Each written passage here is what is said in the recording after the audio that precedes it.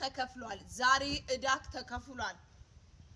ስለምን እዳን የተጨነከው ወንድሜ ስለምን እዳን የተጨነክሽው እህቴ እዳሽ ተከፍሏል ከላይ ከሰማይ ዛሬ እዳሽን ተመልክቷል ሁለተኛ ነገሥት ምዕራፍ 4 እንደዚህ ይላል ከቁጥር 7 ያለውን ነው ማነበው ዘይቱም ቆመ መጣም ለእግዚአብሔር ሰውም ነገረችው እርሱም ሄደሽ ዘይቱን ሽጪ ለባለ እዳውም ክፈይ አንቺና ልጆችሽም ከተረፈው ተመገቡ አለ እዳ ተከፍሎ ይተርፋል እናቴ እኔ ግን ዛሬ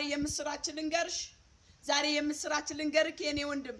በተጨነቅበት ጉዳይ አለ እዳክ ተከፍሏል የተጨነቅሽበት ጉዳይ አለ እዳሽ ተከፍሏል ዛሬ እንደዚህ ነው ምልክ እዳክ ተከፍሏል